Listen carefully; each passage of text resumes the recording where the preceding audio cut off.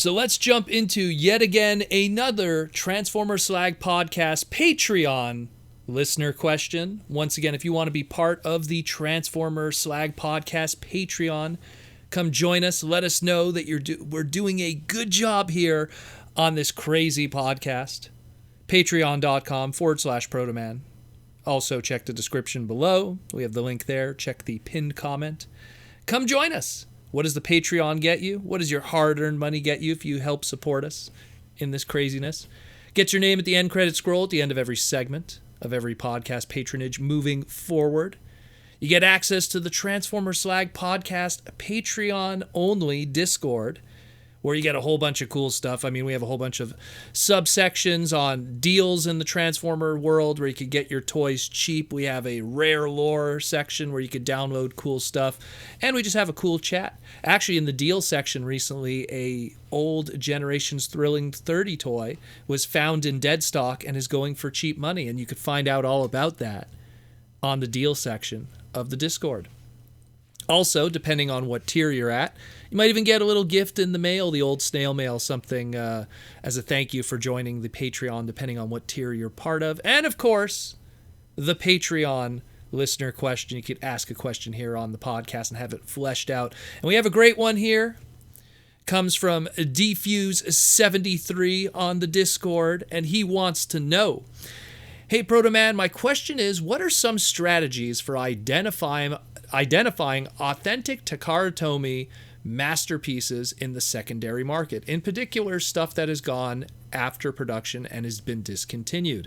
I'm hunting for Masterpiece Optimus Primal and Dinobot, and I'm struggling to find it at a good deal, let alone worrying if they are authentic or not. Thank you for the podcast. Well, ain't that always the annoying thing? And I agree with you. And this is something that personally even me, has been stuff that has been approached to me many times in the past. I am reminded a long time ago, one of the old TF cons, I think it was one of our patrons, Christopher Quinn, he bought, I want to say it was Masterpiece Red Alert, also known as Alert, from the Lamborghinis. And he knew something was up because he purchased it, he opened it up, and he realized right away, instructions were printed out in black and white paper, which historically masterpieces don't do that. And when he brought it to me, when we inspected the box, we noticed there was no factory stamp, which is stamped into the box with a code number. There was no hologram of the Lamborghini logo. It was a bootleg being sold in the dealer room. Of course, the dealer said that he didn't know that it was a bootleg.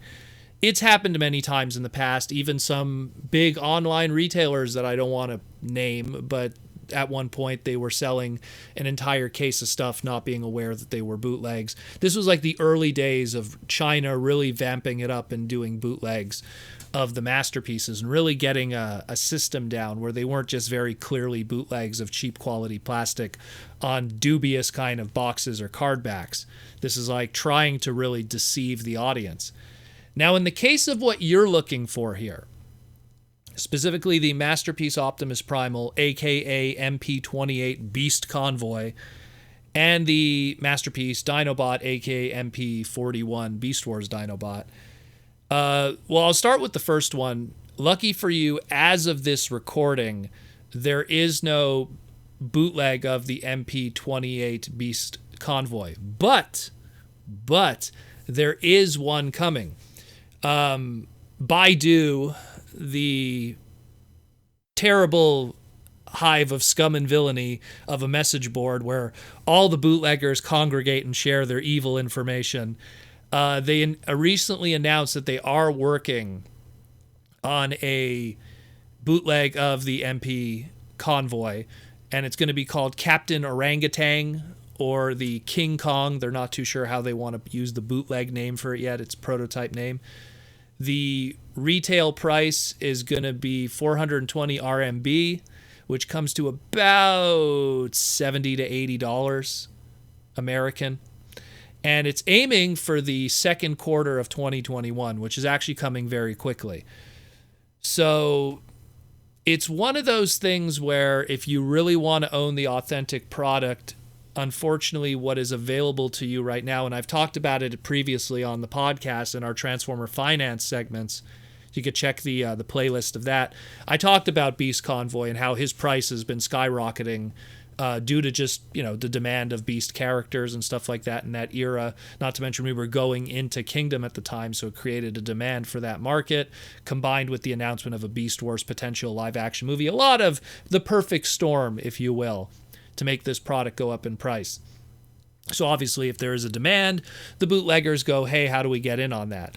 Now, we don't know physically what the difference between this bootleg and the original product is going to be because we don't have in-hand images. But that now gets to your second one here, and that is of Masterpiece Dinobot MP41. There is a bootleg of it out there, and I have messed with it.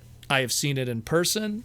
This was TFCon 2019's, I want to say Chicago show, or was it? No, Washington.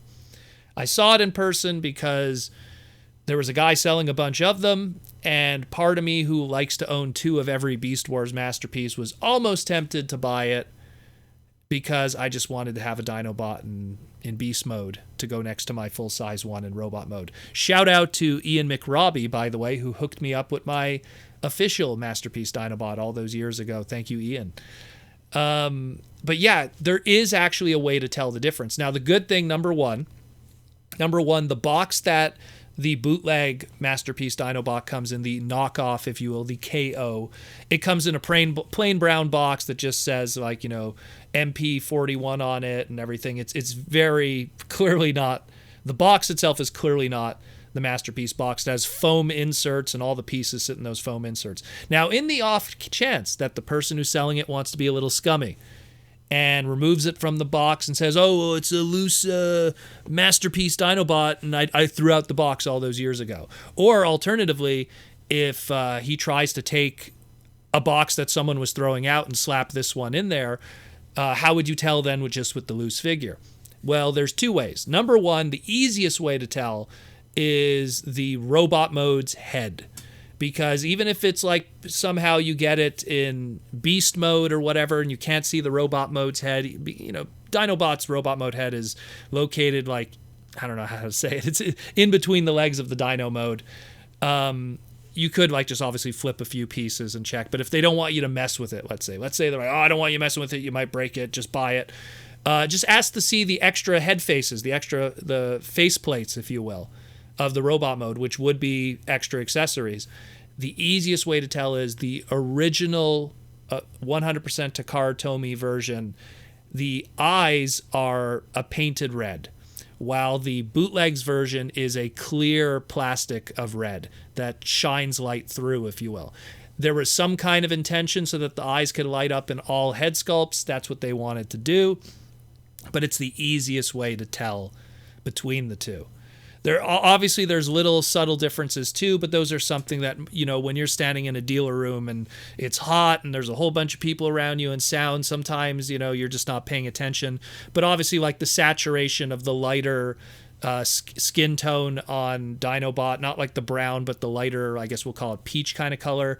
It's more saturated on the bootleg, but again, you really have to see it side by side to compare. Same thing, a lot of the Dino scaling is a lot more sharp on the original version as opposed to the bootleg. But when you don't have it side by side, you can't really, you're not going to know. You're not going to know. So the easiest way to tell is look at those face plates. Look at the robot mode's face. And if it has clear red on those eyes instead of a painted red, you got the bootleg. That's the easiest way to tell. And that's even if they're going to try every trick in the book to try to trick you.